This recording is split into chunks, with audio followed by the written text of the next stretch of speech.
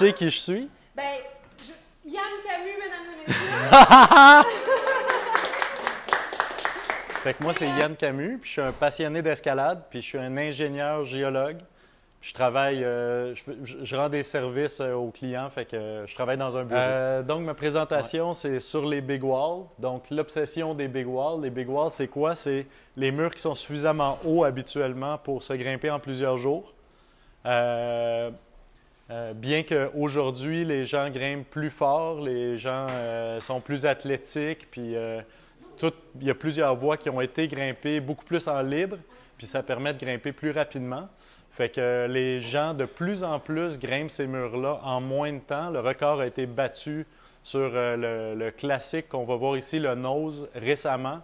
2 heures 18 minutes 44 secondes. Donc, si ça se fait en 2 heures 18 minutes 44 secondes, il y a vraiment beaucoup de gens qui sont capables, avec le matériel aussi d'aujourd'hui, et puis de le grimper en 24 heures, mettons. Fait qu'au lieu d'apporter tout ce qu'il faut pour camper, ce qui est la méthode traditionnelle, ils vont partir assez légers, très, très légers, puis ils vont endurer les difficultés, puis espérer avoir assez d'eau, puis ils se rendent en haut d'une shot, donc en un push, en espérant le faire en 24 heures. C'est ça que je vais faire d'ailleurs. Là, j'ai mes billets d'avion début juin, dans 2 semaines. On va là-bas avec un ami, puis on va essayer de le grimper en une journée.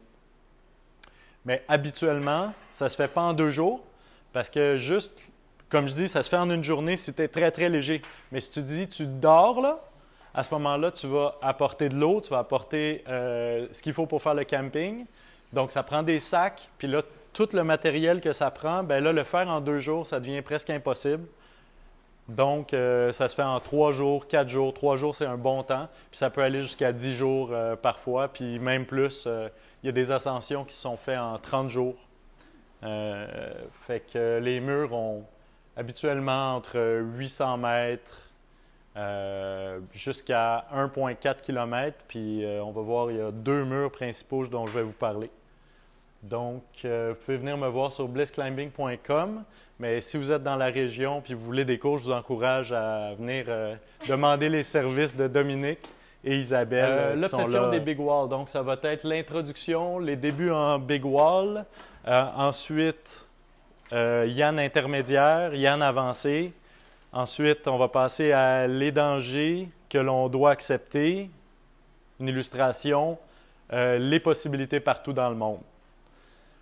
Fait que pour commencer, introduction. Donc, Yann Camus, c'est mon nom. En 88, j'avais 12 ans. Je suis monté avec ma mère et ma sœur à l'Aiguille du Midi en téléphérique. Puis là, vous allez voir, j'ai des photos. J'ai eu la piqûre. En 95, à 19 ans, j'ai commencé l'escalade. Avant ça, je n'avais pas vraiment la possibilité de le faire. Donc, ça a pris toutes ces années-là pour réellement que je commence, en sachant qu'un jour, j'allais le faire. Ensuite, 1 an plus tard, j'ai commencé le solo encordé. C'est quelque chose que peu de gens font habituellement, mais je suis du genre intense dans ce que j'entreprends, fait que j'ai fait ça rapidement. En 2003-2006, j'ai commencé à guider un peu en voyant que c'était pour moi un sideline. J'ai lâché ça, je me suis concentré sur l'ingénierie. 2018, blissclimbing.com. Que je commence présentement. Puis j'ai voyagé partout pour le travail et pour grimper, mais pour l'escalade au Canada, aux États-Unis, partout, au Mexique, en Allemagne, dans les Alpes, Fontainebleau, puis en glace au Québec et nord-est des États-Unis. Mais ma passion, c'est vraiment l'escalade de rochers puis les big walls, les grands murs.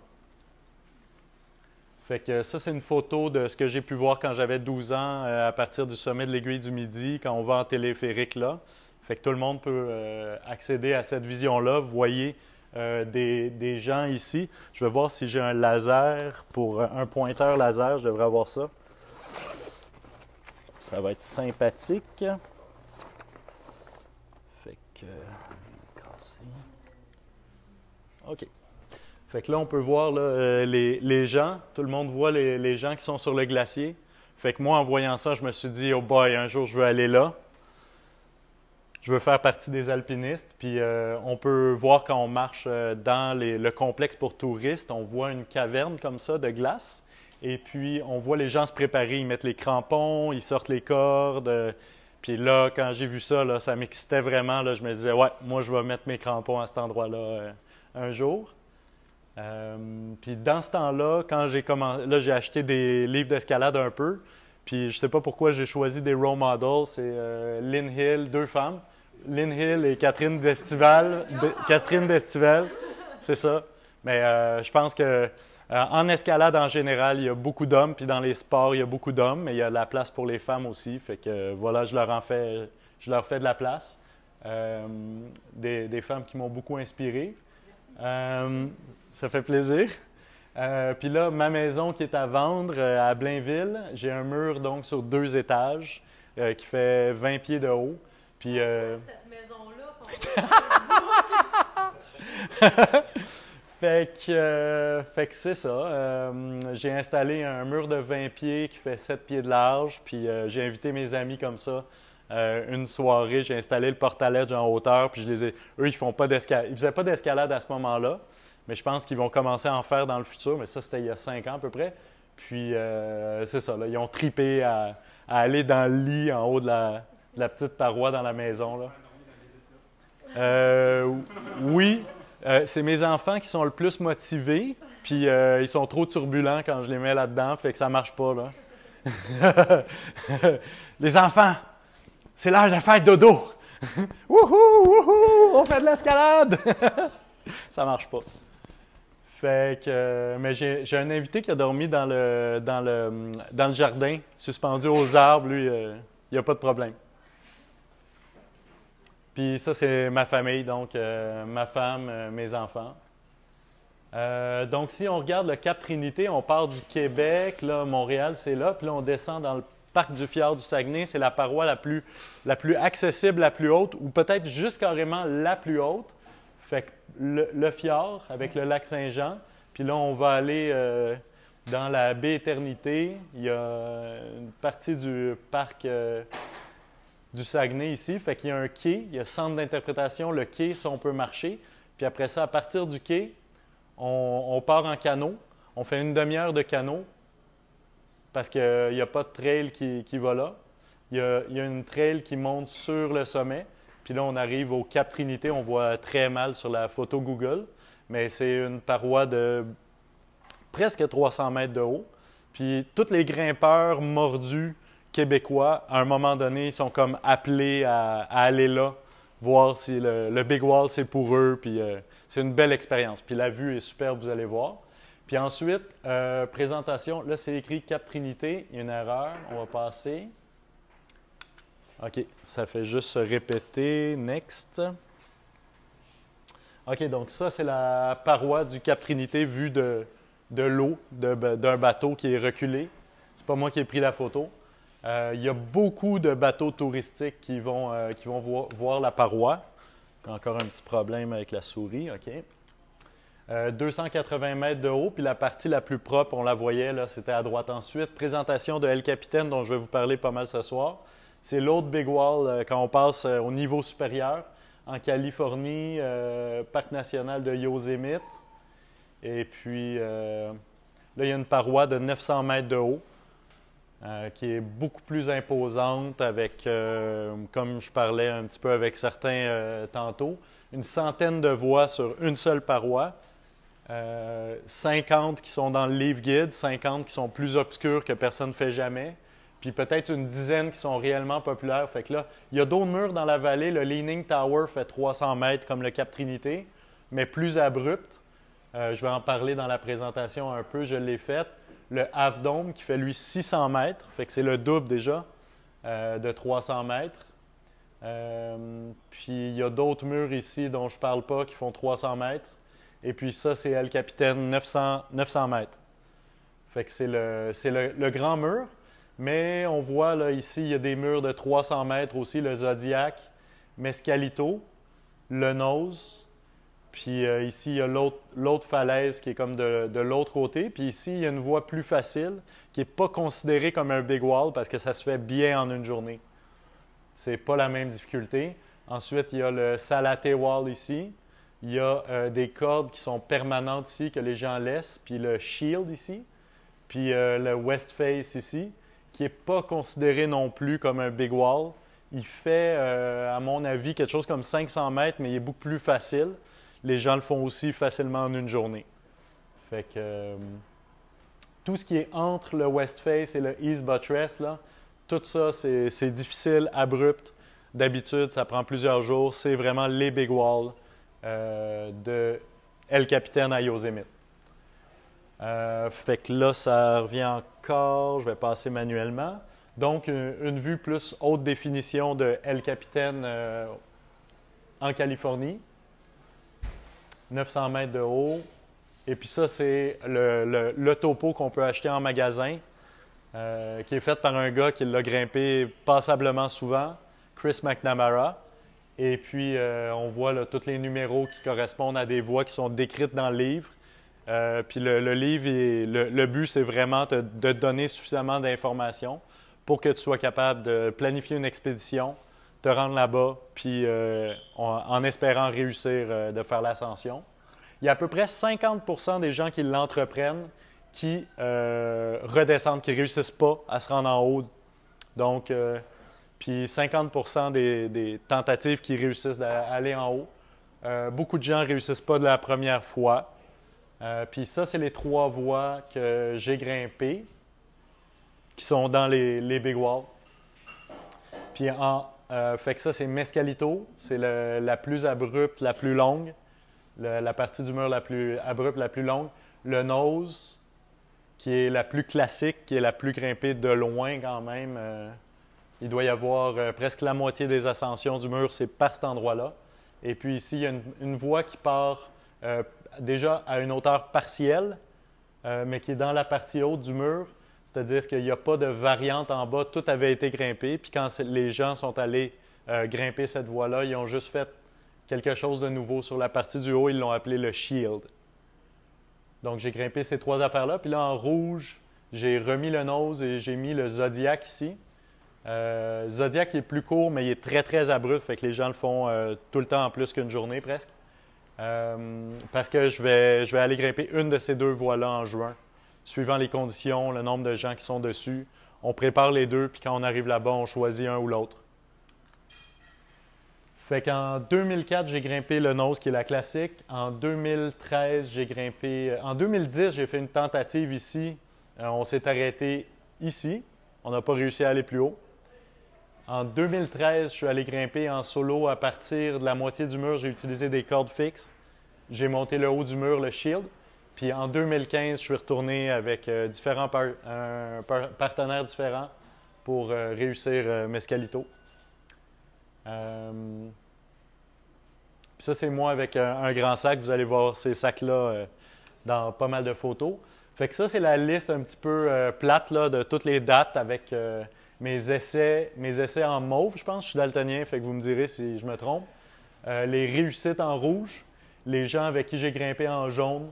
Puis ici, j'ai séparé ça en 3 parties. Débutant, intermédiaire, puis on va dire avancé. Aujourd'hui, je pense que j'ai une assez bonne connaissance, mais je considère avancé parce que je pourrais prendre un peu n'importe qui, le former, puis dire « OK, là, tu es prêt, on est prêt, on va le faire, puis on réussit. » Au début, ici, quand tu es débutant, c'est un petit peu la chance, puis tu n'as pas bien de chance de te rendre en haut réellement. Fait que tu fais tes armes, tu apprends par essai-erreur un petit peu. Puis la partie ici intermédiaire, si tu as les bons partners, ça va bien. S'il y a des choses qui se passent mal, tu n'as pas les bons partners, là, c'est pas mal plus difficile. Là. Ça ne fonctionne pas. Fait que les débuts en Big Wall, le succès vient avec la chance. Alors, en 2002, je suis allé à Cannon avec Stéphane Plamondon. Qui connaît Stéphane Plamondon ici? C'est un gars de Québec qui a écrit le livre guide là-bas. Et puis, moi, je l'ai rencontré là-bas parce que j'ai habité à Québec un petit peu. Puis là, on est allé à Cannon. Fait que Cannon Cliff, c'est au New Hampshire, si je ne me trompe pas. Et puis, c'est donc à 4 heures de route de Montréal. Fait que c'est assez accessible. Puis, le mur fait une bonne hauteur. Puis, il y a des voies assez difficiles qu'on peut penser aller dormir dessus. Fait que là, on s'est dit, hey, on va aller dormir dessus, mais il neigeait. Fait que puis c'était de la neige mouillée, c'était vraiment pas confortable. Là, on voit, il y a un grand pierrier pour monter jusqu'aux parois. C'est des grosses roches, c'est difficile de marcher là-dedans avec des sacs qui sont tellement lourds que des fois, pour être capable de le mettre sur ses épaules, il faut carrément, tu le mets par terre, tu le roules, tu le places. C'est celui-là ici. Tu vas aller t'asseoir vis-à-vis de là où tu dois être, tu mets les ganses, puis là, tu essayes de te lever. À un moment donné, tu te mets en petit bonhomme, puis là, tu pousses de toutes tes forces, puis là, tu arrives juste à te lever, puis après ça, il faut faire des pas. Fait que ça, c'est mes pires expériences, là, quand le sac est vraiment à la limite de ce que tu peux porter. C'était probablement similaire à ça cette journée-là. Les gens plus expérimentés puis qui vont faire des murs très longtemps, ils ont besoin de plus de matériel encore, plus d'eau. Il faut transporter toute son eau. Fait que là, ils n'amènent pas tout d'une shot. Ils font des allers-retours puis ils prennent des poids plus raisonnables, là. Fait que là, on a essayé de grimper quelque chose malgré la température, mais on savait qu'on n'allait pas réussir grand-chose durant cette fois-là. Fait qu'on a grimpé peut-être 2 longueurs. On est redescendu, on n'a pas dormi suspendu non plus. Mais on a fait de l'expérience. 2004, on a grimpé 5 pitch et demi dans les Grands Galets. C'est la voie classique au Québec, le Big Wall qu'on a vu, qui est dans le Saguenay. Fait que c'est vraiment l'hiver. Il manque 7 km de route qui ne sont pas dégagées. Fait qu'on s'est rendu là en ski de fond, en tirant des traîneaux avec la moitié du stock dans le dos, la moitié sur le traîneau. Il faisait à peu près moins 20, mais beau soleil. Fait que pas de vent. C'était raisonnable au niveau du confort quand même. Là, c'est assez impressionnant parce que au Saguenay, il y a des marées, puis ça casse la glace aux abords de la paroi. Puis là, il fallait marcher sur des blocs de glace. Tu ne veux pas tomber dans l'eau. Je ne sais pas s'il y a 100 mètres ou 200 mètres de creux à cet endroit-là. Fait que, puis c'est réellement un danger quand tu as du matériel sur ton dos ou du matériel d'escalade sur toi, puis tu es en train de grimper, de tomber à l'eau puis de ne pas être capable de nager à cause du métal. C'est trop lourd. Fait que il y a des gens qui se sont noyés comme ça. Fait que là, on grimpe, on a les spin drifts qui nous tombent dans la tête, sur la tête, quand on se repose au relais parce qu'on grimpe chacun notre tour pour ceux qui sont moins habitués à l'escalade. Il y en a un qui grimpe, l'autre il assure, il tient la corde. Quand le premier est rendu en haut, c'est lui qui tire la corde, puis là, il sécurise l'autre, fait qu'on grimpe moins de la moitié du temps. Il y a des grands moments où tu ne bouges pas, fait que l'hiver, c'est un défi de rester un petit peu confortable avec le froid. Puis on voit le mur là, qui s'étend sur 8 longueurs. On avait installé le portaledge, donc à l'endroit classique sur cette paroi-là. Je pense que tout le monde s'installe là. Il y a à peu près 9 ancrages sur le mur, là. On pourrait s'installer une dizaine de personnes, je pense, suspendues sur des lits comme ça. Les lits, d'habitude, c'est des lits doubles. Ça existe des lits simples. Puis là, on s'installe avec des sleeping bags d'hiver, puis on a certainement bien dormi. C'est très confortable dormir dans un hamac comme ça. Je dors très bien en cuillère avec toi. Oui, hein? Fait que là, c'est moins confortable quand on est en train de grimper dans un dièdre comme ça, d'être collé sur la paroi. La roche, c'est froid. Fait que, puis on est suspendu dans notre harnais assez longtemps, ça coupe la circulation. Fait que là, on endure dans ce temps-là. Puis là, on voit la vue vers le bas. C'est l'endroit où on a campé. OK. Puis là, c'est la vue vers le haut. C'est le dernier endroit où on s'est rendu cette journée-là. Fait qu'on est encore débutant, on apprend. On n'a pas tout à fait envie d'aller plus haut. On a déjà assez peur de même. Et puis, fait qu'on voit les toits qui sont au-dessus de nos têtes. Puis la voie, elle continue ici dans la fissure. Puis elle finit en fait dans ce coin-là. Il nous resterait en réalité à peu près à peu près 100 mètres d'escalade sur les 300 au total. Là. Mais on a assez, fait que là, on redescend. Puis là, on fait des photos de réussite. C'est l'équivalent des photos de sommet quand tu n'es pas allé au sommet. C'est quand tu arrives en bas, tu dis, bon, on va se prendre un selfie pareil. Là. Ça fait des beaux souvenirs après pareil. Faut en prendre, sérieux. Ça vaut la peine. Fait que là, en 2005, Cap Trinité, Foxtrot, Victor India, essai en solo. Je l'ai essayé souvent cette voie-là, puis je me suis jamais pris avec la bonne stratégie. Fait que c'est encore dans mes projets d'aller réussir ça. Fait que là, je suis tout seul. Je prépare mes affaires. J'ai un canot gonflé de Canadian Tire à 150$. C'est pas très solide, mais ça fait la job. Il sert encore, il doit avoir 15 ans, puis il fonctionne encore. Il y a des locations de kayak là-bas, la vue au lever du soleil, c'est super beau. Puis il y a des petits buggies comme ça pour transporter ton stock. Fait que je me servais de ça pour transporter les choses lourdes. Puis là, j'ai une photo de Serge-Alexandre Demers. Donc, c'est pas une photo de moi, je ne lui ai pas demandé avant de prendre sa photo. Une photo de Facebook. Fait que ce qu'on voit là-dedans, c'est que c'est toute sale. Il y a toute la main sale, je pense. Oups! Fait qu'il y a toute la main sale. On voit la roche, elle n'est pas très propre. On dirait qu'il y a du lichen, puis ça doit être glissant si c'est mouillé. Ça doit être glissant même si c'est sec. Puis je me rappelle sur son Facebook, il dit « Ah, de la belle escalade au Québec, tout ça. » Faut pas le croire, là, c'est pas la plus belle escalade que tu as vue à cet endroit-là. C'est pas mal sale. Mais c'est quand même le fun comme expérience d'être sur ce mur-là puis de grimper, ça oui. Fait que ça, c'est au pitch 4. Puis après ça, il y a le diète du jet de sable ici. Pourquoi ça s'appelle jet de sable d'après vous? Parce que tu grimpes, puis tu as du sable qui te tombe d'en face parce que la roche s'égrène, tu sais. Fait que, je sais pas si c'est ça pour vous de la belle escalade, là, mais... Non, la qualité de la roche est moins belle. Mais pas si pire que ça, là. Quand tu le sais, tu gardes ta face un petit peu à côté, puis le sable tombe à côté.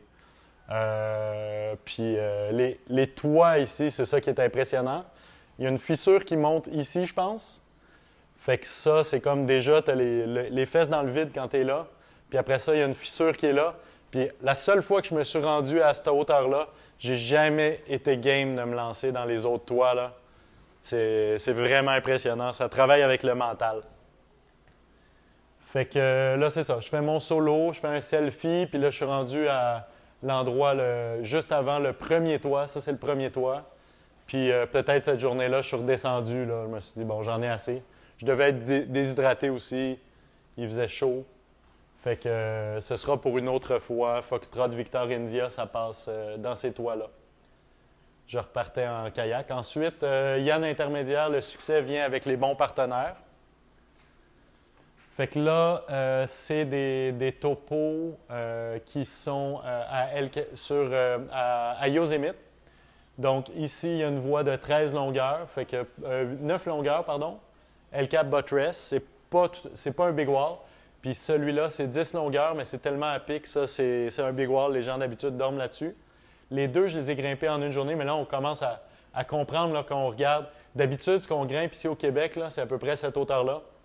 Puis là, quand on commence à lire des topos comme ça, bien là, il faut regarder le premier, le deuxième, le troisième, le quatrième, le cinquième, le sixième, le septième. Là, ça devient comme un casse-tête. Chaque endroit, ça prend son propre matériel. Tu dois te préparer pour tout en même temps. S'il te manque une protection, tu risques de ne pas être capable de passer. C'est vraiment plus de préparation. Il faut s'habituer. Donc, c'est des voies très, très longues puis beaucoup d'escalade. Mais j'aime ça l'escalade. Fait que plus long, c'est plus fun. Fait que là, j'ai grimpé donc 13. Mais là, c'est écrit 13 pitch. Là, c'était écrit 9 tantôt, je sais pas. C'est 13 pitch, 5-10B. Peut-être que je me trompe. Puis je grimpe tout seul. On voit les cordes qui pendent après moi. Parce que quand tu grimpes tout seul, tu fixes le bout de la corde en bas. Puis tu grimpes avec un système qui laisse aller la corde, jusqu'à temps que ça... Mettons, il y a un système, c'est quand ça accélère trop. Fait que soit si tu grimpes trop vite, ça bloque. Fait que là, il faut que tu ralentisses puis tu recommences. Ou si tu tombes. Si tu tombes, à un moment donné, tu as mis de la protection quand tu montais. C'est du premier de cordée, pour ceux qui ne sont pas habitués. Puis là, fait que là, il y a une accélération, puis là, ça bloque. Puis ça te sauve la vie. Fait que là, tu as toutes les cordes, la gestion de l'assurage. C'est toi qui le fais au fur et à mesure que tu grimpes. En plus d'avoir à faire le premier de cordée. Puis là, je ne sais pas si j'ai l'air fatigué, Mais c'est parce que c'est à la fin de l'escalade, j'avais pris 4 litres d'eau, puis ça m'en aurait pris 6. C'est cette journée-là. Tu apprends tout le temps, là. Une grande voie en solo, ça prend plus d'eau que quand tu es 2 personnes. Fait que 6 litres d'eau, c'est ça que ça me prend. Puis on apprend tout le temps. J'ai appris la semaine passée, puis l'escalade, ça évolue même avec le matériel, etc. Fait que là, les apprentissages que j'ai faits, c'est avoir assez d'eau, puis un ATC spécial pour une corde 8 mm, parce que j'utilisais une 8 mm pour faire mes rappels. Quand tu grimpes en solo, tu grimpes une fois le pitch, tu fixes tes cordes, tu rappelles, puis là, tu ramasses tout ton stock qui était attaché, tu récupères tout, puis tu recommences après. Fait que tu grimpes 2 fois la voie, puis tu la rappelles une fois. Ça va bien jusqu'à présent? Pas trop de questions? OK. On continue. Leaning Tower, mai 2004. Fait que là, c'est une voie vraiment, vraiment abrupte. Elle fait juste peut-être 300 mètres à peu près. Je l'ai grimpé en solo. D'habitude, ça se fait en 2 jours. Mais au lieu de le faire en 10 pitches comme c'est habituellement le cas, je l'ai grimpé en 5 pitches. J'ai linké les pitches 2 par 2 parce que le topo il dit que c'est possible. Puis quand tu grimpes en solo, en fait, c'est pas difficile de linker des pitches. Ça devient plus facile plus tu grimpes. Quand tu grimpes avec un partenaire, c'est l'inverse. Des fois, c'est plus facile de garder les pitches courts. Faire plus de pitches courts. Tu as peut-être répondu à cette question-là, mais pourquoi tu t'es Vas-y. lancé en solo? Ah, pourquoi on se lance en solo? Fait que tout le monde va se reconnaître là-dedans. C'est à un moment donné, tu es passionné. Bonjour. Bienvenue. Fait que tu es passionné, tu as le goût, ça te démange. Tu as du temps, tu as la voiture, tu n'as pas de partner, tu as juste peut-être 4 heures. Tu pourrais aller faire quelque chose puis revenir, mais c'est juste qu'il faut que tu te débrouilles tout seul. Okay. Donc, si même tu as des aventures à Val-David, peut-être tu veux faire du premier de cordée, bien là, si tu as un ami qui te dit « Hey, en passant, moi j'ai un soloiste, puis ça marche bien, tu devrais peut-être penser à t'en acheter un », bien, tu vas t'en acheter un. Là, ça coûtait 100 $, puis je me suis dit « Let's go, je me lance là-dedans ». Mais je ne me rendais pas compte le learning curve que ça prend. C'est pas si évident que ça, apprendre tous les petits trucs qui vont faire que tu vas réellement avoir du plaisir dans ta journée puis tu vas en ressortir quelque chose de positif. C'est beaucoup plus de travail de grimper avec une corde tout seul. Fait que, mais ça se fait. Ça se fait. Puis là, aujourd'hui, je donne des cours de ça justement pour livrer mes secrets de solo encordé. Fait que vous voyez la tour à l'envers ici, c'est ça le Leaning Tower. C'est ça qu'on fait en escalade. Fait que j'ai acheté le sac qui est ici. Je l'ai acheté dans un stationnement d'escalade. Le gars, il ne voulait plus faire de big wall. Peut-être qu'il avait eu trop peur, je ne sais pas. Il dit « Tiens, tu veux ça? Je le vends 40$. Let's go. » Je l'achète. Puis moi, je suis parti parce que je n'avais pas pensé faire des murs aussi grands que ça durant ce voyage-là. J'étais parti pour 1 mois en me disant ben peut-être je vais faire de l'escalade, mais je pars tout seul. Si je veux, je vais aller faire du surf, je vais aller faire de la plage. Mais finalement, j'ai tellement aimé l'escalade, j'en ai fait tout le voyage, les 30 jours. Avec du repos 1 journée sur 2 parce que j'ai besoin de beaucoup de repos quand même. Fait qu'on voit les gens qui ont plein de matériel dans les stationnements. Fait que là, je suis en bas de la paroi, j'ai amené tout mon matériel, je suis prêt à grimper. Puis je vais passer la nuit, puis en 1 journée, après ça, le matin, je me lève tôt. Je grimpe toute la paroi, c'était ça mon objectif. Fait que le lendemain, j'ai tout encore les cordes qui pendent de moi parce que je m'organise avec les cordes. Puis je grimpe la voie qui est là, qui est un petit peu à l'envers. Puis le soir, j'arrive en haut, puis j'ai laissé le soir, je suis arrivé tellement à justesse à la noirceur que j'ai laissé toute la protection encore fixée dans le dernier pitch. J'ai dormi là, puis le lendemain matin, je suis allé récupérer mon stock. J'ai vraiment terminé la voie. Ensuite, le nose, toujours dans le même mois, toujours le même voyage. Je me suis dit, coudonc, j'ai grimpé du libre, j'ai grimpé du 5-10B, j'ai grimpé de l'artificiel, j'ai grimpé le Leaning Tower. Le nose, c'est plus facile. En artificiel et en libre, c'est juste qu'il faut grimper sur 3 jours. Why not? Fait que là, j'ai mis plus d'eau dans mon sac, j'ai pris des vêtements, j'ai pris ce qu'il fallait, puis je me suis organisé pour aller grimper le nose. Fait que le nose, c'est la voie du centre ici, puis c'est la plus populaire. Fait que là c'est vraiment un casse-tête quand tu regardes un topo de ça, puis c'est vraiment impressionnant. Sans compter, qu'est-ce que tu ressens quand tu es en avant de cette paroi-là. Qui est allé à Yosemite et qui a vu cette paroi-là? 1, 2, OK? Fait que vous pourrez probablement confirmer là, que tu as beau te reculer de 1 km, le mur il est encore tellement imposant. Je veux dire, ça te rentre dedans. Là, tu te dis, je vais vraiment aller grimper là-dedans puis je vais monter jusqu'en haut. Là, tu te poses des questions sur si tu es sain d'esprit ou pas. Puis, non, en fait, tu ne te poses pas de questions, tu dis que tu es malsain d'esprit. Mais il faut se lancer pareil. Puis tout le monde le fait. Les Américains vont grimper ce mur-là, c'est populaire là-bas. Au Québec, on fait beaucoup moins de big wall. Fait que là, moi, je suis là pour vous en parler puis changer ça, donner de l'enthousiasme pour ce genre de mur-là, puis qu'il y ait plus de Québécois qui fassent le move d'aller là-bas puis grimper ces murs-là. Fait que c'est ça. Tu regardes tous ces pitchs-là puis tu te dis, ben coudonc, on va improviser puis on apporte le matériel. Puis après ça, on va se débrouiller avec ce que la montagne nous donne comme défi puis on va faire de l'escalade pendant 3 jours sans arrêter. Fait que là, je suis au 4e pitch, puis j'ai l'air un petit peu inquiet, là. J'ai pas comme un sourire radieux, là. « Yes, sir! » Puis là, je rencontre ces gens-là qui sont pas mal primés aussi, puis qui ont probablement aussi peur que moi. Puis là, on voit, là, on est déjà pas mal haut. On doit être à peu près à un quart du mur, un quart de la hauteur du mur. Puis là, il y a quelqu'un qui est en train de grimper beaucoup en libre en dessous de moi. Évidemment, je ne grimpais pas avec parce que j'étais en solo. Mais quand même, puis là, il y a une partie qui est assez... fait que c'est dans cette partie-là, les stove legs. Puis là, rendu au boot flake, vous voyez, ça a l'air d'une botte, mettons. Là, on voit mieux la forme de la botte. Puis en haut de boot flake, tu attaches tes cordes, puis tu dois descendre, puis tu dois penduler. Fait que tu dois courir de gauche à droite pour aller rejoindre une fissure qui est ici de l'autre côté de ce petit triangle-là. Fait que là, sur cette photo-là, on voit que je suis pas assez bas. Il aurait fallu que je sois plus bas. Il fallait que je sois ici, en fait, pour que ce soit plus facile. Puis si tu descendais trop bas... Trop bas, ben... Je le sais pas. Okay. Je sais pas. Ben... Fais pas ça. Okay.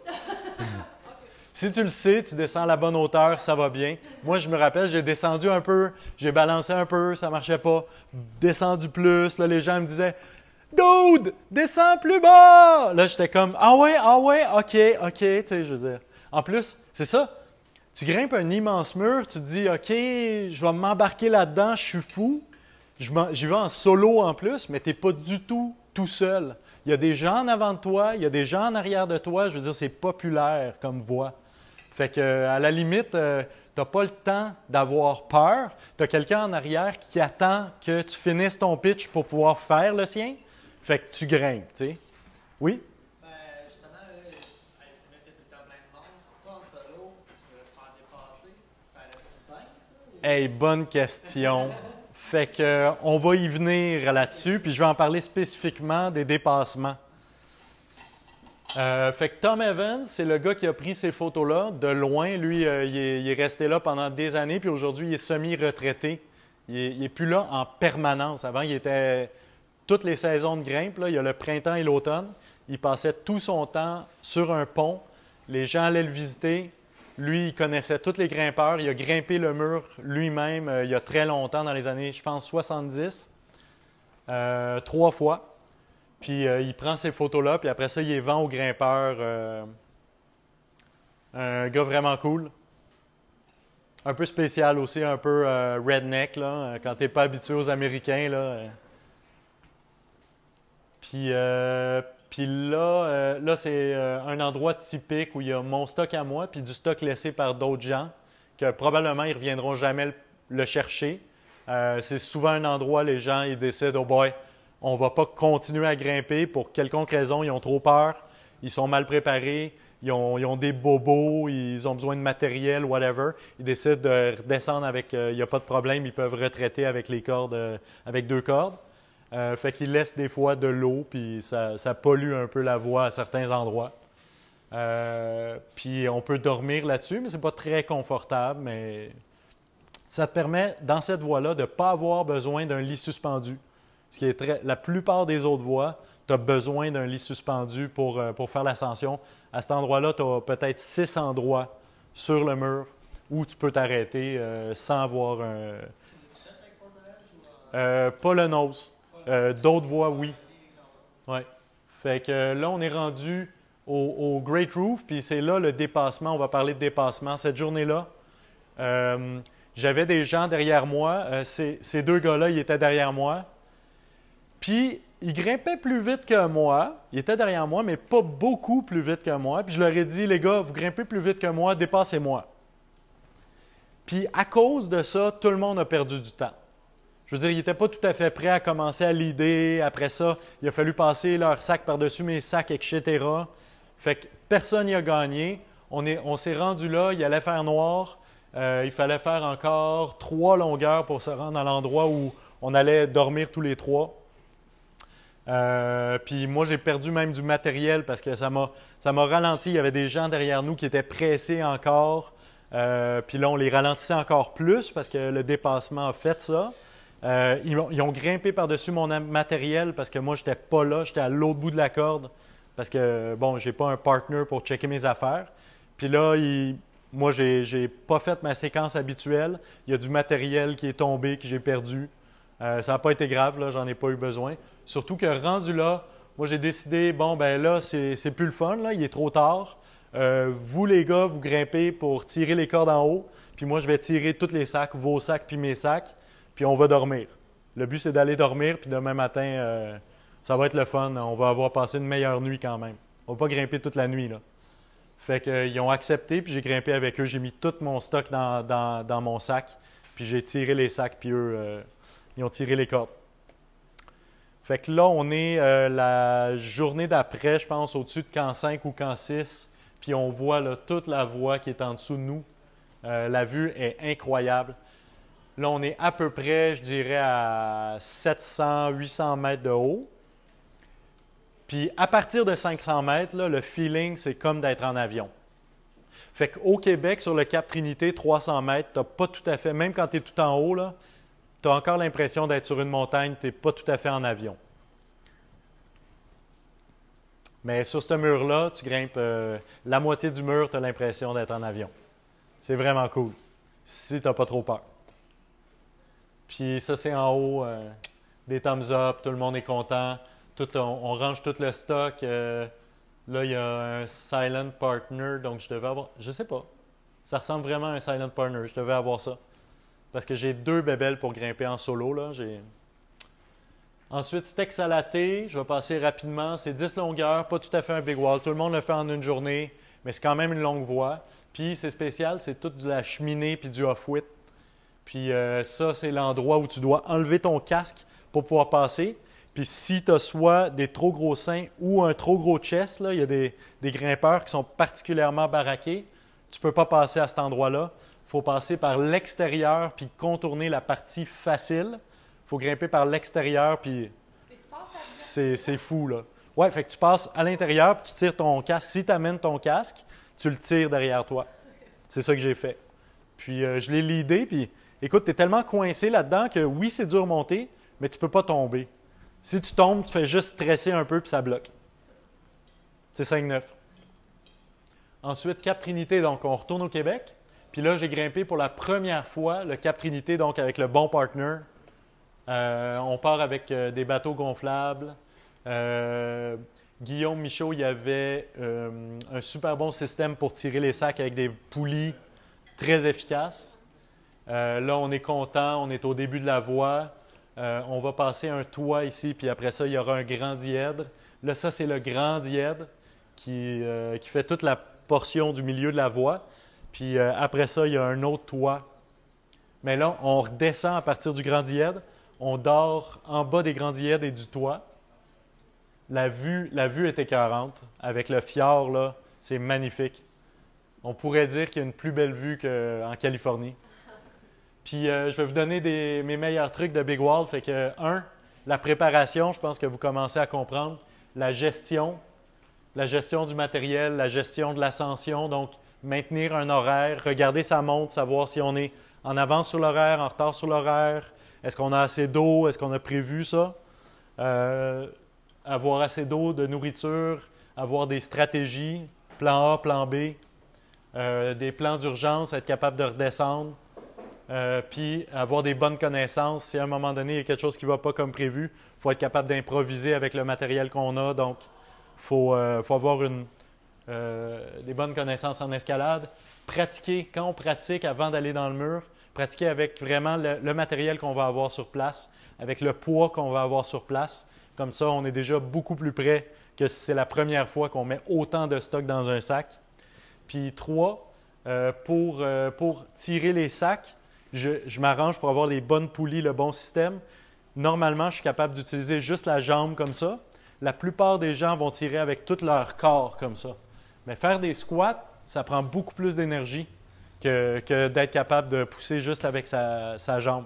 Fait que si on a le bon système, suffisamment efficace, des sacs pas trop lourds, on est capable juste avec le pied, puis ça rend l'ascension pas mal plus plaisante, là. Puis 4, prendre un cours avec moi. OK, fait que là, Cap Trinité, super belle vue, incroyable. Là, on regarde par-dessus les toits qui cachent un peu le sommet. Puis ça, c'est le dernier toit. On grimpe jusque-là, puis on va voir le sommet. Puis là, on redescend, puis on est content, on fait le party, on boit de la bière. Ça, c'est une fois qu'on a fini même de revenir en canot. Ensuite, Mescalito, on retourne à Yosemite avec François Larreau, Jonathan Gariepi qui est dans la salle, que j'ai initié en escalade artificielle, d'ailleurs, il y a très longtemps. Fait que là, il était avec moi pour grimper un big wall. On a fait juste 5 pitches en 5 jours sur une voie qui fait 26 pitches. Fait que le poids au départ, moi j'ai mis 200 kilos, c'est mon estimé. Puis le sommet, on l'a pas réussi. Fait que ça, c'est la voie dans le mur donc le plus abrupt. Puis ça, c'est l'endroit où on s'est rendu en 5 jours. Fait qu'on fait les achats, regardez la quantité d'eau. Il y avait à peu près, je pense, pour les 3 personnes, 100 kilos d'eau, 100 litres d'eau. C'était la moitié du poids de ce qu'on avait. Il me semble que c'est ça. Puis ça, c'est le mur. Fait que les gens sautent en base jumping de ce mur-là. Puis je pense qu'ils font un free fall d'une vingtaine de secondes, là, ou je ne sais pas combien. C'est vraiment long, là. C'est tellement haut, tellement abrupt, là. Puis on a vu d'ailleurs des gens sauter en base jumping. À 5 heures du matin, tu te fais réveiller, tu entends un bruit comme... Là, tu te dis, c'est quoi? Il y a des avions de l'armée qui sont là. Puis là, tu vois un point qui descend. Tu dis, Colin, c'est un base jumper! Puis là, tu en vois un autre qui suit. Puis là, tu les vois descendre. Puis toi, ça a l'air... Tu es anxieux pour eux. Tu te dis, ils vont se tuer. Tu sais, je vais les voir live, là. Ouvrez votre parachute, les gars! Ouvrez votre parachute! Puis là, ils descendent. Puis 20 secondes, c'est long. Fait que là, tu les vois tomber vers leur mort. Puis à un moment donné, tu les vois... Nous, on était juste à 4 pitches de haut. Fait qu'on n'était pas si haut que ça. Tu les vois vers le bas parce que tu as quand même un talus. Puis tu les vois, tu te dis, ils vont toucher... Ça y est, ils vont toucher les arbres, ils vont planter. Puis là, tu les vois plus parce qu'ils sont rendus trop dans les arbres. Puis là, flouf! Un parachute qui ouvre, puis flouf! L'autre parachute qui ouvre, puis là, ils atterrissent, puis sont corrects. Là, c'est comme incroyable. Fait que ça, c'est la voie qu'on voulait faire. Bien, ça, c'est la hauteur qu'on s'est rendu. Oups! Fait que là, déjà en partant, tu te rends compte de le poids des sacs. C'est Joe qui est ici, là. Tu fais juste te rendre à la paroi avec un sac, puis t'es mort. Ça va pas bien. Puis là, il y a un ours en plus qui veut manger ton lunch. Ton lunch pour à peu près, t'as prévu 8 jours, là, il veut tout manger, tu sais. Puis là, on commence à faire l'ascension. La voie qu'on veut faire, c'est ça, mais on ne réussira pas. On s'est rendu dans ce coin-là ici, ou dans ce coin-là. Mais ce qui est incroyable, c'est que ce qu'on voit réellement quand on grimpe un mur aussi immense, c'est ce qu'il y a devant nous. Tu regardes plus haut, même quand on est habitué, là, on grimpe un pitch, tu ne vois pas le pitch au complet, tu vois vraiment ce qui est autour de toi. Mais là, c'est encore pire, c'est comme ce qui s'en vient les prochains jours. Fait que tu ne le vois pas, mais pas du tout, c'est tout compressé. Tu n'as pas l'impression que c'est si grand que ça quand tu es collé dessus. Fait que c'est rassurant. Tu te dis que ça va être correct. Puis tu montes. Puis là, grand pendule, on voit que c'est pas mal à pic quand même, là. Fait que mes meilleurs trucs d'artif, vous êtes prêts? La progression, pour ceux qui connaissent un peu, là, j'utilise pas de daisy chain. J'en ai sur moi, mais je les utilise presque 0% du temps.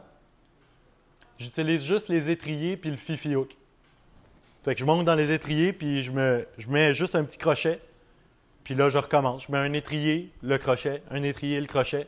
Puis je monte toute la longueur comme ça. C'est beaucoup plus simple. Ensuite, les cam hooks, on n'est pas habitué. En libre, il n'y a pas ça. Si on veut ça à Montréal, ça n'existe pas. Il faut les commander. Mais en artif, c'est vraiment pratique.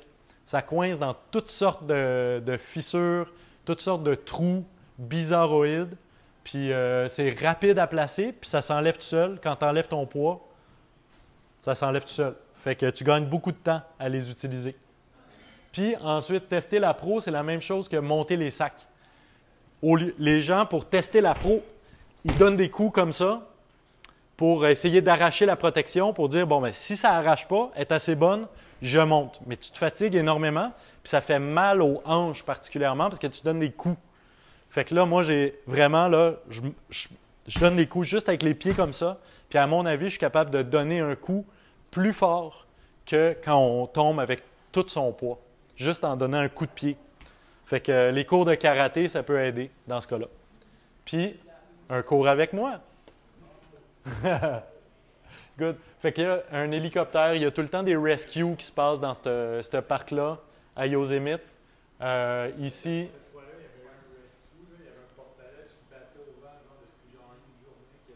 OK. Ouais, les gens, ils s'étaient réfugiés dans la fissure puis ils attendaient qu'on vienne les chercher. J'ai trop peur! Fait que ça ressemble à ça, plein de protections. Puis là, je suis en train de chercher la prochaine protection que je dois mettre au-dessus pour monter. Puis on continue pendant 8 jours en théorie. Fait que là, le porte-à-ledge, le confort au relais. Là, il faut bien organiser le matériel. Ici, on voit un réchaud suspendu. On se fait à manger le soir de la bouffe chaude. Là. On mange pas mal de calories si possible parce que ça prend beaucoup d'énergie faire l'escalade.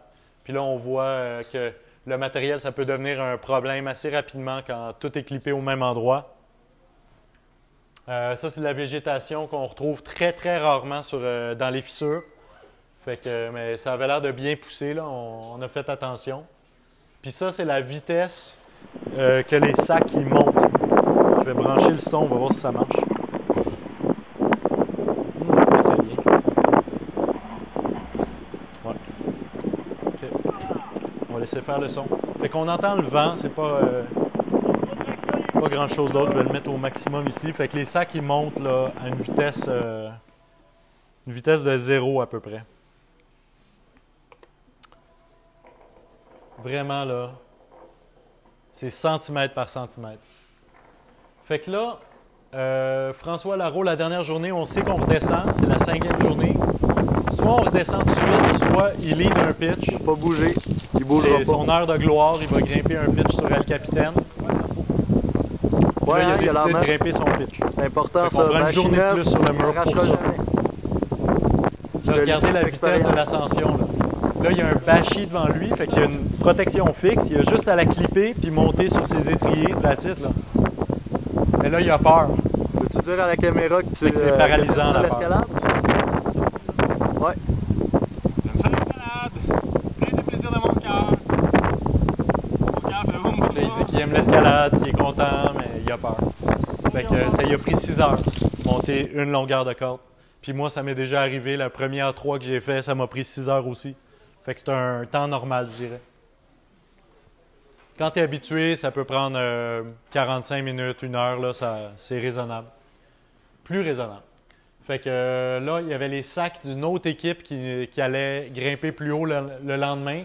Puis nous, on a installé nos 2 porte-à-ledge pour 3 personnes. Puis on a pris la photo de la gloire avant de redescendre le lendemain. Puis là, Jonathan qui est ici va faire une espèce de swing. Parce que le mur El Capitaine, sur des endroits, c'est vraiment à l'envers. Puis à cet endroit-là, la corde est suspendue sur le bord d'un toit. Puis là, tu peux te lancer dans le vide comme ça. Tu passes au-dessus des arbres, je pense. Hein? C'est complètement fou. Youhou! Fait que c'est une activité classique à Yosemite. Exactement. Fait que, sérieusement, c'est très dangereux. Ouais, mais tout le monde le fait. Je l'ai fait, tu l'as fait, François Larreau l'a fait. Sur la même corde. C'est une corde qui est fixe, qui est tout le temps là. Fait que la corde frotte, puis tu sais jamais quand elle va être finie puis qu'elle va casser. Mais il n'y a pas eu de mort, puis ils l'ont changé dernièrement. Dernièrement, c'est genre il y a 2 ans. Là. La corde a juste 2 ans.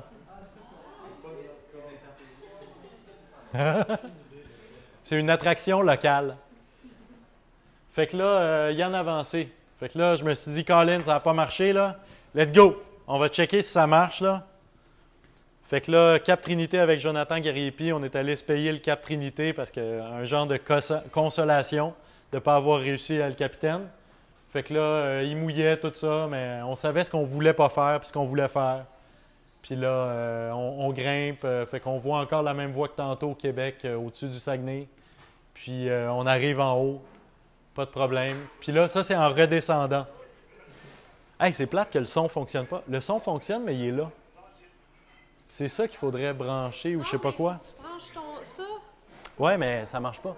Non? On l'a essayé puis ça fait juste bzzz. OK, ben,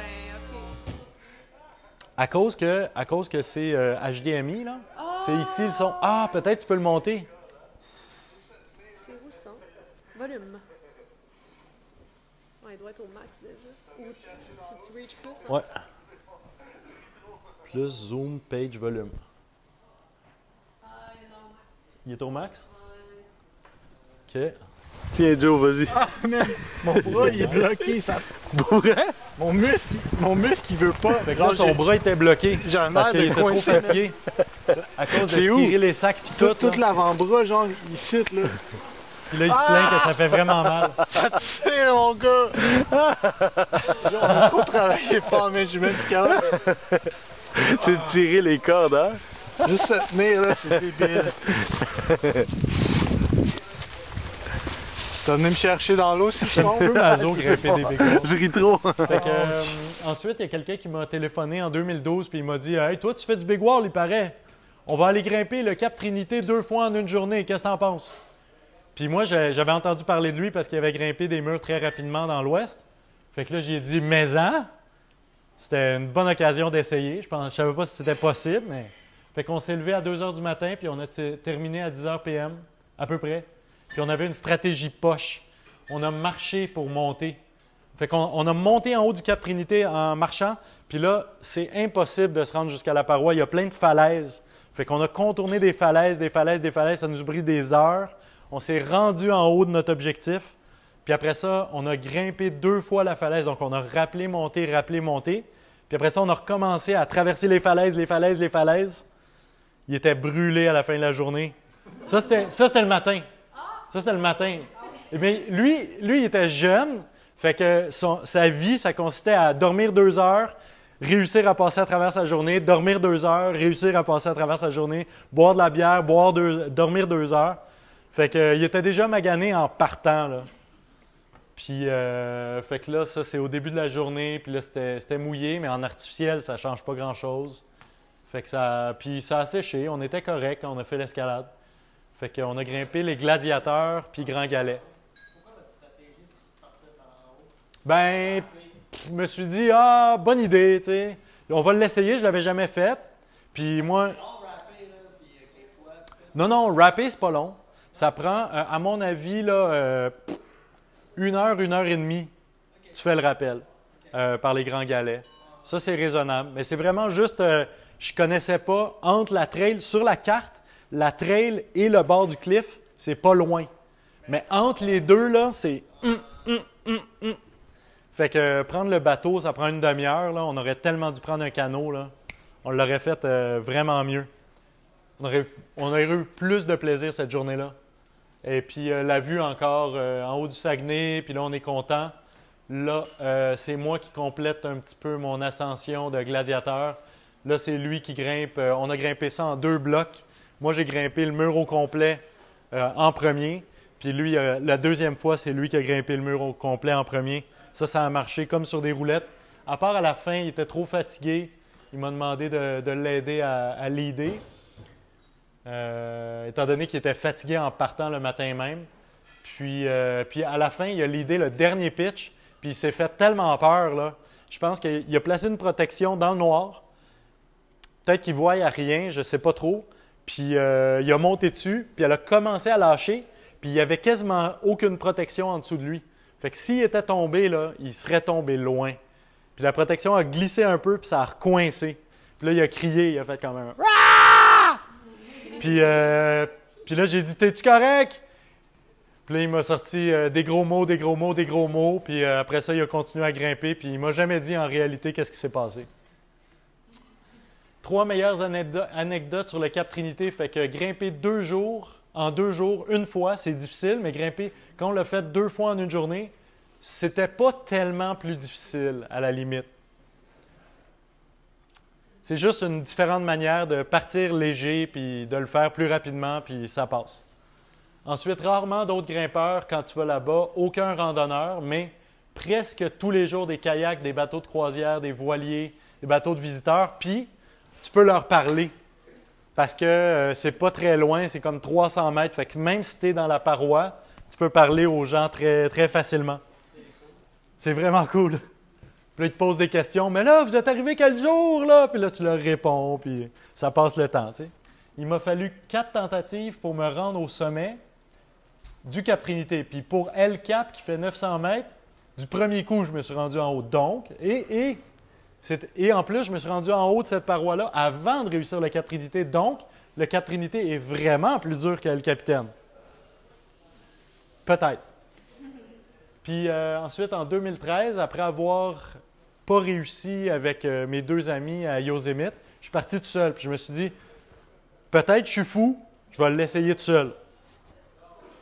Fait que j'ai grimpé, mais ça a super bien été finalement. J'ai grimpé le poids du gear, 100 kg, fait que la moitié du poids par rapport à quand on était 3. Fait que j'ai grimpé à partir de là. Ici, j'ai monté des cordes fixes, puis j'ai grimpé, ça c'est la voie réellement, du shield. Fait que je me suis bien préparé, les sacs bien colorés, avec de la peinture neuve. Ça, c'est pour les photos. Quand les gens prennent des photos de toi, ben, c'est plus cool si tu as des belles couleurs. Ensuite, j'ai rencontré Sonny Trotter, un Canadien, Will Stanhope, aussi Canadien, puis un Américain qui grimpe le El Capitaine, qui est super connu dans ce domaine-là, Mark Houdon, qui donne des trucs à tout le monde. Puis là, il y avait Mark Houdon avec Shane Lempe, qui grimpait une voie à gauche de moi. Pour la première journée, on pouvait se parler. Puis là, je teste au début de l'escalade comment tirer mes sacs le plus efficacement possible. Je trouve le meilleur système. Ensuite, ça, c'est des choses qui arrivent. Je tire mes sacs, puis ça avait l'air de ça quand ils sont arrivés au relais. T'sais. C'est pas idéal, disons. Mais c'est assez solide, 10 kN. Ensuite, je fais un petit selfie avec un stick. J'ai perdu ce bâton-là, je l'ai échappé. Il n'était pas clippé, fait que... Puis là, je grimpe une espèce de premier toit, un petit peu. Puis là, je vais grimper le toit qui est ici, dans ce coin-là. Puis je vais grimper ici, c'est à l'envers aussi. Fait que pendant 24 heures, tu es dans du terrain à l'envers, inversé. Fait que là, je suis en train de grimper le Shield Roof. Fait que c'est le début, là, c'est complètement à l'envers. C'est comme le toit de Ben, ici à Val-David. Puis là, je suis suspendu dans le vide. Je suis en train de redescendre pour aller récupérer mes sacs. Puis fait que j'ai fini de fixer ma corde. Je redescends, puis là, je me dis « I am insane! Je suis vraiment fou d'être ici! » Puis là, je fais un panoramique avec les sacs devant moi parce que je suis suspendu dans le vide, puis ça tourne. Fait que là, je pars le panoramique, puis ça marche tout seul. C'est super facile de faire un panoramique dans ce temps-là. Puis là, je suis allé au sac, puis là, j'ai laissé partir les sacs dans le vide, puis je refais un panoramique à partir de là où je suis. On s'est échangé de place. Il y a quoi, genre 10 mètres? Oui, à peu près 10 mètres entre les sacs puis moi. Là. C'est un vrai roof, là, comme le toit de Ben. Là.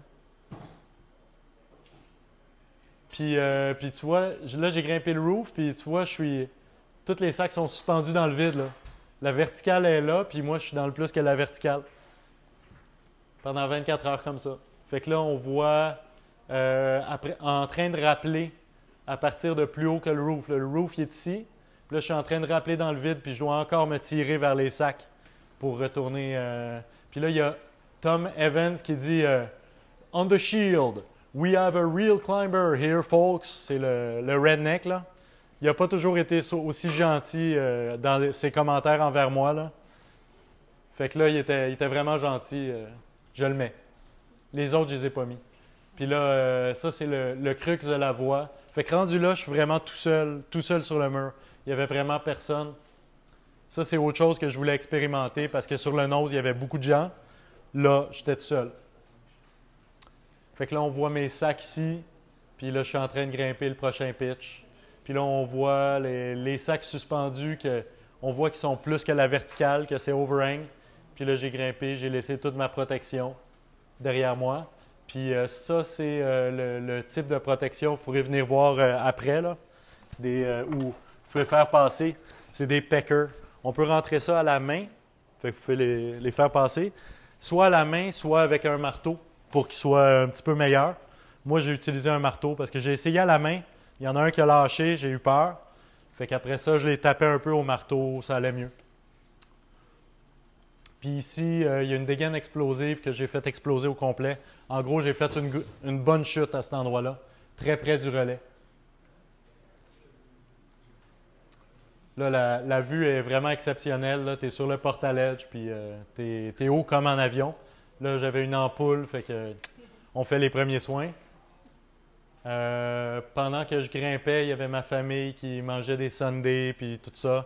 Eux, ils étaient en voyage en France, fait que... Mais je pensais à eux, puis je leur envoyais des SMS tous les jours pour leur dire qu'est-ce que j'avais fait, ça allait bien, puis... Fait que là, c'est encore Tom Evans qui dit « Yann Camus on the shield, Hudon and Lempe, les deux gars qui étaient à côté, puis avec qui j'avais parlé un peu. Just down from the sun-kissed, had nothing but praise for the man. » Fait que là, il était vraiment gentil avec moi, là. Puis cet endroit-là, ça s'appelle le Chicken Head Ledge. Parce que sur ce mur-là, il n'y a pas beaucoup d'endroits pour s'arrêter. Fait que toutes les ledges, ils ont des noms. Ça, c'est Chicken Head. Puis j'avais placé les sacs, je les avais poussés dans le vide puis je m'étais placé là pour manger mon sandwich pour la photo. Parce que je savais que Tom Evans, lui, il est toujours là avec son appareil photo. Puis là, je me suis dit, ça va faire une bonne photo, tu sais. Effectivement. Il a pris la photo. Fait que ça, c'est encore plus haut. Fait que il y avait des blocs cassés comme ça. Fait que puis après ça, tu regrimpes encore dans du terrain à pic. Puis ça, c'est tout en haut. Là, j'étais vraiment content, là. Ensuite, Mescalito. Fait que là, j'avais réussi le shield. Je m'étais prouvé que j'étais pas fou. J'étais capable de grimper ce mur-là. Fait que là, je me suis pris un partner. Puis là, je l'ai formé pendant 6 mois. Je lui disais non, t'es pas assez bon, faut que tu viennes chez moi, tout ça, on va s'entraîner, on a encore des entraînements à faire. Puis il est venu à chaque fois. Puis j'ai dit, on prend pas de billet d'avion tant que tu ne montres pas que tu te présentes aux entraînements puis qu'on n'est pas assez bon, tu sais. Puis ça a su. Ouais, vas-y. Avec les. Je suis dur avec mes élèves. Ah, merci, c'est fin. Je me suis amélioré aussi avec le temps, tu peux le dire. Fait que. Écoute, on était tellement près, là, ça a été facile. On est allé grimper, passer l'endroit où on est allé en 2010, puis on s'est rendu jusqu'en haut, puis on a dormi, là, 1, 2, 3, 4, juste 4 fois. Là, on a grimpé à une vitesse raisonnable. Là. C'est un mur habituellement qui se fait une nuit de plus d'habitude. Puis là, on part, fait que ça va bien. L'horaire, ça se passe bien. Ici, c'est une traverse, ça s'appelle le Seagull, la mouette. Puis quand tu passes à cet endroit-là, si tu es plus loin que ça puis tu veux redescendre, il faut que tu dégrimpes le Seagull Pitch pour être capable de récupérer des relais puis redescendre. Tu peux pas descendre à cet endroit-là, il n'y a pas de voie de rappel.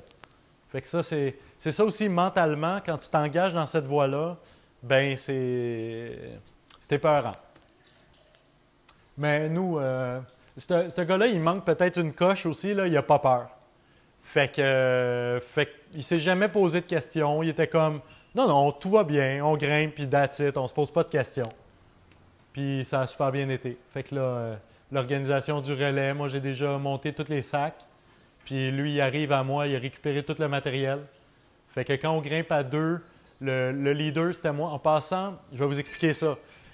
Mon objectif, c'était d'avoir une chance de se rendre en haut. Fait qu'il fallait avoir un bon horaire. Je me disais, il faut leader les pitchs en 45 minutes. Je lui ai dit à mon ami, si tu es capable de leader toutes les pitchs en 45 minutes, tu peux les leader tous. Ça ne me dérange pas. C'est pas important pour moi. L'important, c'est que notre cordée, ça marche bien. Fait que je lui ai dit, au début de la voie, quand on était par terre, je lui ai dit, regarde, c'est ton tour si tu veux, là. Grimpe, essaye-le tout de suite en premier de cordée, tu sais, parce qu'il a eu moins d'expérience que moi. Puis après ça, tu vas pouvoir continuer possiblement. Fait qu'il a dit, OK, je l'essaye. Fait qu'il se lance dans le premier pitch, il grimpe les 2/3 en 30 minutes. Fait qu'il était exactement sur le temps requis. Puis je le savais, puis il le savait. Puis rendu là, il y a eu une difficulté. Il ne voyait pas du tout comment il allait pouvoir passer. Alors que jusque-là, ça avait bien été. Fait que là, à ce moment-là, il a décidé, bon, ben, le but, c'est qu'on réussisse notre objectif. Fait que là, il se retourne vers moi, il dit, Yann, c'est ton tour. Je ne vois pas comment continuer à grimper. Je lui dis, OK, pas de problème. Je le descends en bas, je regrimpe en haut, on s'échange de place, puis je finis le pitch, j'arrête la montre, ça venait de faire 45 minutes. On a comme réussi en équipe à le faire, tu sais. Fait que, puis après ça, j'ai leadé toute la voie. Puis quand on commence d'une manière, à un moment donné, c'est logique de rien changer. L'organisation marche bien. Fait que j'ai vraiment tout leadé. Puis il y a des difficultés de manière constante sur ce mur-là. C'est vraiment un mur spécial. Puis c'est varié aussi. Fait que là, les sacs, on est content. Là, il y a un petit toit, on se fait plaisir, on prend des photos, des selfies. Puis le soir, on campe. Il pleuvait un petit peu. On sort la tente. On ne sort pas tout le temps la tente. À cet endroit-là, il y avait des ledges. On pouvait se reposer. Puis là, on repart dans du à pic. On voit les sacs qui sont dans le vide, fait que c'est à l'envers. Puis ça, c'est déjà la fin de la voie, une traverse pour se rendre à la craque sommitale, on va dire. Et puis ça, c'est... Là, on va entendre les petits oiseaux. Puis il doit faire une traverse. Là, il enlève une protection, puis il se tient juste avec la main. S'il tombe, il va tomber d'à peu près, peut-être 2 mètres, il va tomber, parce que c'est lui qui pousse les ascendeurs. Fait que là, il clippe le matériel sur lui, puis il va essayer de grimper avec ses mains et ses pieds. Il est certainement inquiet à ce moment-là, parce que sur la traverse, quand on est un second de cordée, bien, on est exposé un peu à la même chute que le premier de cordée. Fait qu'il est bien concentré. Puis, on est à 900 mètres dans les airs, là. On est comme en avion. Fait que là, il s'essaye, mais non. Fait qu'il replace quelque chose. Dans tes dents, c'est bon. Là, il n'est pas sûr de son mouvement, fait qu'il revire de bord. OK. Deuxième essai. Il se relance. En escalade, on est souvent dans notre bulle comme ça. Bien concentré sur juste les prochaines prises, les prochaines actions. Surtout quand on sait que si on tombe, on risque de tomber un peu 2 mètres, mettons. Ou... C'est comme de la méditation. On est zen. Tout le reste disparaît. Non. Donc, quand on n'est pas zen, là, on devient tunnel vision. Là, c'est... On est en train d'aller vers l'inconscience, tu sais, dans les premiers soins, là, quand on vérifie, hey, t'es-tu conscient? T'es-tu correct? M'entends-tu? Des fois, on est en escalade, là. Non, man, j'ai bien trop peur. Ouais, c'est ça, tu perds conscience. Tu vois à peu près un cercle gros comme ça devant toi. Fuck! Là, il y a une grosse prise de pied, mais tu ne vois pas, tu es ben trop stressé. Bon, mais il va l'avoir, là. Fait que ça, c'est une, fait que ça, c'est une bonne C'était le plus vitesse difficile. en big wall. Good job! C'est pas pire, hein? C'est lent. Un sourire pour la caméra. C'est la vidéo.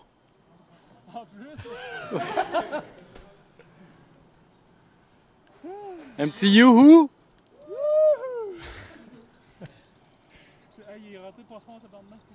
C'est fait exprès, faut que ce soit solide. Faut le sortir à deux mains. Un mécanique que tu dois aller prendre à deux mains parce qu'il est bien coincé, là.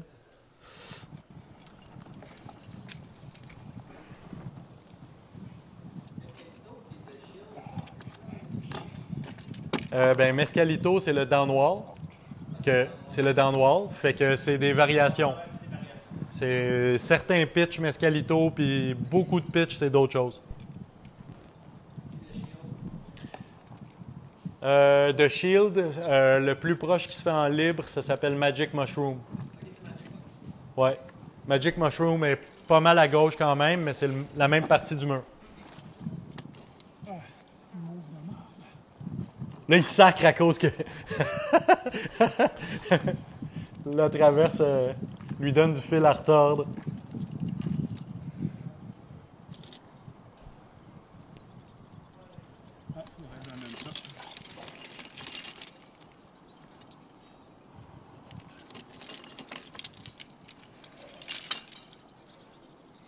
J'adore les petits oiseaux, là. C'est vraiment classique là-bas, là. Quand t'es haut, t'entends les petits oiseaux. C'est des hirondelles qui vont à toute vitesse. Puis tu les entends voler, ça fait chou, chou, comme ça.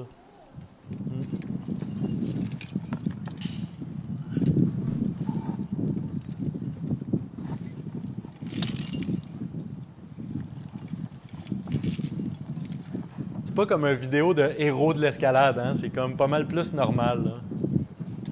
C'est pépère.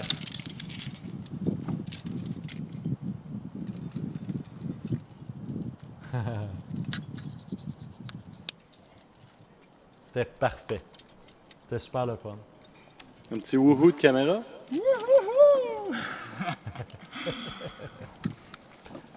Hey, on était tellement contents d'arriver en haut de notre objectif, là. Je shake tellement trop pour rien. Fait que là, les gens sautent en base jumping de à peu près cet endroit-là. C'est pourtant si facile! Bon, ben. Faites ça les doigts dans le nez, ça paraît-tu? Ça, c'est le reste du mur. Fait qu'on voit, c'est pas mal abrupt, là. C'est la partie droite du mur. Yes! Fait que ça, c'est vraiment le sommet, là. On arrive, après ça, on se désencorde. Ensuite, les meilleures anecdotes du El Capitan. Fait que lors du Shield en solo, j'ai dû me procurer mes bouteilles d'eau au village de Yosemite. Évidemment, je n'avais pas amené mes bouteilles. Je me suis dit, il n'y a pas de problème, tu sais. Je vais au magasin, j'achète des bouteilles d'eau. Il y avait juste des bouteilles de 1 gallon qui étaient du plastique de basse qualité. Fait que j'ai perdu probablement 1 litre d'eau à cause des fuites. Heureusement que j'ai pas manqué d'eau dans mon mur. Parce que là, à la fin du mur, là, j'étais en train de gérer, j'avais plus aucune bouteille sans trou. Fait que j'utilisais les bouteilles qui avaient les trous le plus haut possible. Puis je m'assurais que les sacs restent à l'endroit, tu sais. Ah, c'était débile. Fait que depuis ce temps-là, j'apporte mes bouteilles. Montréal, on a des bonnes bouteilles solides. J'ai grimpé le... Hein? Ben, j'étais tout seul. Mais bonne question. Oui, j'avais du duct tape. J'en ai peut-être utilisé, mais c'est pas parfaitement imperméable non plus, là. Fait que ça coulait un petit peu. J'ai grimpé le nose en 4 jours avec seulement un whole bag de 38 litres. Ça, c'était mon whole bag pour grimper le nose en solo. Fait que ça permet d'être plus léger. Tu n'as pas de place pour rien d'extra. Puis c'est probablement une bonne idée. Parce que si tu as le sac qui est là, ben tu amènes tellement de stock que finalement tu vas trop lentement. Sur Mescalito, j'ai pu grimper 5 longueurs à 3 grimpeurs et 26 longueurs à 2 grimpeurs. Comme quoi, c'est pas seulement le leader qui compte, mais le travail et l'organisation de l'équipe. Fait que tout. Ouais. Les dangers qu'on doit accepter, fait que Yann au Shield, juste, il y avait un mort la journée, juste quelques jours avant que je commence à grimper sur le Shield. Puis là, moi, je pleurais à la base, puis je disais « Je veux pas mourir! » Comme ça, j'étais bien stressé. Puis la deuxième journée de mon ascension, il y avait quelqu'un qui mourait un peu plus loin sur El Capitan aussi. Un bloc de 40 cm qui est tombé dessus de 40 mètres. En 2017, dans l'année, il y a 370 autobus voyageurs de Roche qui sont tombés, des éboulis de roches à Yosemite, dans le parc. Puis, ce n'est pas un record. Ben, en 2017, Pass de Piton Pete, qui est un pro du Big Wall, Pete Zabrock, c'est son vrai nom. Il vit en Ontario, puis à Montréal. Sa blonde est à Montréal. Il a grimpé 58 fois El Cap, puis il a passé plus de 700 nuits sur le mur. Puis ça, c'est avant de grimper le Waterfall Route en 2017, en septembre. Fait que tu vois, c'est des éboulis. Fait que il y a de la roche qui tombe. Après ça, bon, ben, ils sont en train de grimper, puis ils ont du fun, il n'y a pas de problème. C'est another, tu sais, eux, 700 fois, nuits sur le mur, ils sont habitués. Fait que là, ils grimpent. Regardez les toits qui sont là, là. Tout ça, c'est tombé. Tout ça. Fait qu'on voit les toits encore ici, puis là, ils sont en train de grimper. Ils savent pas, là. C'est pas encore tombé, là. Les toits sont là, puis sont en train de grimper. Puis là, les boulis. Checkez dans ce coin-là. That was rockfall number 5. Here comes number 6. Look, look, look! Oh, fuck me! Boom! Oh, jeez! Là, il pouvait y avoir des gens, là, sur la trail, là. Ou ici aussi. Il y a des roches qui tombent jusque-là. Ouais. Le premier éboulement, il y avait 2 grimpeurs qui étaient à cet endroit-là. Il y a un mari et sa femme. Le mari s'est mis sur sa femme, puis il est mort. Puis elle a survécu. Il y a des gens des services de rescue de Yosemite qui sont allés au péril de leur vie sous la pluie de roches chercher la fille qui avait survécu. Puis elle a eu elle n'a pas été très blessée. Elle était correcte. My name's Pass the Pitons, Pete Zabrock. That was rockfall number 5. I just turned 58 years old. I'm climbing Waterfall Route, and it's my 58th El Cap route. I just spent my 723rd night on El Cap last night, and the 5 nights before, I was directly underneath that. If I'd been 1 day later, I would be dead. Thanks be to God. Praise the Lord, and pass the pitons. Fait qu'il aurait été une journée plus lent, puis il était en dessous des éboulis, puis il était tout mort. Puis, bon, ça, c'est la même chose. Puis ça, c'est une photo de l'éboulis quand ils sont une journée ou 2 plus tard. Puis, tu vois comment c'est énormément plus gros, là. Ils ont senti toute la terre shaker. Puis, la roche s'est rendue par-dessus la route jusqu'à la rivière, là. Il y a quelqu'un dans une voiture qui a reçu une roche, puis qui a été juste blessé par le toit ouvrant. Fait que c'est toute cette roche-là ici qui est tombée. On voit c'est plus blanc. Fait que puis là, on voit encore la trace de la roche qui est tombée, puis c'est Tom Evans qui prend des photos. Ça, c'est un des blocs qui a déboulé avec Pete Zabrock. Puis là, on voit tous les boulis, c'est à cet endroit-là. Là. Puis ça a coupé des arbres dans les airs. Fait que les roches ont fait comme des coups de fusil. Des balles de fusil, ça a juste chopé l'arbre. Puis c'est des arbres vraiment grands, là, Yosemite. Fait que ça prenait beaucoup de force. Fait que là, Peter, il dit, il est anglophone, mais j'ai traduit, là, mon erreur fut qu'il a laissé son ambition prendre le dessus. Gravir encore une fois, El Capitaine, la voie Waterfall était un itinéraire plus court, plus facile, que je n'avais pas encore fait. Je voulais l'escalader rapidement, plus rapidement qu'à mon habitude, pour redescendre à temps pour le Facelift East Fest de Jeff Elfond et jouer du piano. Et une chance. Si j'avais été une journée plus lent, de toute façon, la partie stupide, c'était qu'il y avait plusieurs traces de chutes de pierre fraîches à la base. Et durant la nuit, il y avait du sable qui tombait sur leur lit. On aurait dû retraiter, mais on ne l'a pas fait parce qu'ils voulaient la voie. Puis il parle de Matt Lambert, un autre grimpeur qui était sur Zenyatta, une autre voie. Puis il y a eu un mauvais feeling une autre année. Il y avait du sable comme ça qui tombait pendant la nuit de manière anormale. Il a décidé de s'en aller le lendemain, puis 2 jours plus tard, il y avait des éboulis. Il aurait certainement été dans l'accident aussi. Fait que les possibilités partout dans le monde. La conclusion, J'ai mis ici El Potrero Chico. Les gens vont grimper là-bas, souvent les Québécois. Time Wave Zero, fait que c'est quand même une voie de 700 mètres qui se fait assez bien en une journée. Tout le monde fait ça en une journée quand même. 5-12 en haut, mais qui se fait en artif. Les boats sont très éloignés, puis elle se fait plus? Non, il y a plein de plaquettes qui sont plus. Il y a plein de plaquettes qui sont plus là. Maintenant, Ah, c'est poche. il se passe plus en French Creek. Ah!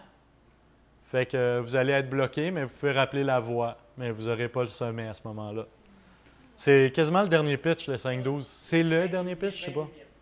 21e sur 23. Ici, c'est 23, là, en tout cas. Wow! C'est triste, ça! C'est qui le tweet qui a enlevé ça? Faudrait que quelqu'un monte une drill. Ouais, ben c'est beaucoup... c'est de la job, monter là-haut, là, faire ça, là, avant que quelqu'un ait... Ben écoute, c'est une super belle voie, fait qu'un jour, quelqu'un va probablement replacer les boats, là. Mais ça se peut que le lendemain matin, quelqu'un aille les enlever. Tu sais, c'est tout le temps ça, les guerres de style ou n'importe quoi. Tu sais jamais dans quoi tu t'embarques, là. La face ouest des Drues, donc ça, c'est dans les Alpes, mais cette falaise-là a éboulé dans les années 90, je pense. Depuis ce temps-là, il n'y a pas d'ascension qui se font là. Il y a eu des gens qui l'ont essayé, ils sont morts aujourd'hui. Pas là, mais... Fait que c'est pas une bonne idée d'aller grimper là, là. La face nord de Liger, qui a une grande réputation, bon, c'est pas le même style, mais c'est quand même un grand mur. Les terres de Baffin, il y a plein de murs là-bas. Ça, c'est le Kigouti. J'avais jamais entendu parler de ce nom-là, 900 mètres. Le Great Sail Peak, qui est vraiment large, ça, c'est une partie qui fait 1150 mètres. Le tour nord du mont Asgard. Tour nord d'un petit peu un autre angle. La tour sud. Il y a plusieurs voies sur ces falaises-là. Terre de Baffin, encore le mont Thor. Vraiment, ça m'attire, là. Plus, je préparais la présentation, je me disais, ouais, peut-être. Mais je ne suis pas sûr. Les dangers objectifs de chute de pierre sont probablement quand même présents, là. En terre de Baffin, il fait froid, ça devrait être stable. Au Groenland, le Ulmedalala Nord, 1000 mètres. Le Ketil, le South Face, 1000, ici, la voie, c'est 1500 mètres. Peut-être 1100 mètres de pas mal à pic. Le Trollwall en Norvège, fait qu'en Europe, c'est ce mur-là ici, où il y a des big walls. Puis la roche n'est pas très très bonne non plus. Ça, c'est le Mérou. Il y a eu un super bon film qui a été monté une ascension victorieuse. La voie qui passe là-dessus, il n'y en a pas beaucoup. Ça passe ici. Fait que là, il y a une partie qui est vraiment en big wall, où ils ont utilisé les techniques de Yosemite. Mais moi, quand je vois cette photo-là, je vois ce mur-là. C'est sûr que l'objectif sommital est pas mal difficile, mais ça a l'air d'un Christy de beau mur. Il y a celui-là aussi, qui est un petit peu plus en altitude. Ça a l'air vraiment incroyable. Ça, c'est au Kyrgyzstan. Plein de murs là-bas. Ça, c'est le pic Alexander Block, 1000 mètres, qui est grimpé de temps en temps. Rarement, en fait. Cerro Torre, Pentagonie. Les tours Trango, Pakistan. On retourne au Pakistan. Jusqu'à 1300 mètres, je pense que c'est la partie qui est là, ici. Le Compressor Route, qui est très connu là-dessus. Et puis ici, c'est le Ulvetana en Antarctica. Puis ça, c'est la face sud, nord. Mais la face nord, dans le pôle sud, c'est là où il y a le soleil. Fait que ça, c'est la voie cool, on va dire. Puis là, si tu prends juste la photo d'après, là, il y a cette face-là, là. Il y a encore des gens aujourd'hui qui pensent que c'est impossible de grimper ça. Tu vois la différence entre la face nord qui est 1000 mètres puis celle-là qui est probablement à l'ombre, je sais pas, tout le temps. Probablement à l'ombre tout le temps. 15 minutes le matin, il paraît. 15 minutes le matin. Il y a du soleil. C'est du soleil. Cool! Dépêche-toi. J'y vais. Pendant une semaine. Fait que c'est ça, puis c'est à l'envers, là, ça a l'air vraiment, vraiment à pic, là. Ça, c'est l'arête ici, fait que s'il y a quelqu'un dans la salle qui veut venir avec moi essayer ça. C'est débile. Complètement débile. Juste les voies qui sont là, Ça n'a pas l'air vertical, là, mais il y a des pitch overhang carrément, puis des toits, puis c'est du vrai big wall. Là. Voilà. Fait que solo encordé, big wall artificiel, auto-sauvetage, contactez-moi. Pour tout le reste, transition, trad, venez voir ici Dominique et Isabelle, puis ils ont tout ce qu'il faut. Ils ont l'expérience. Merci.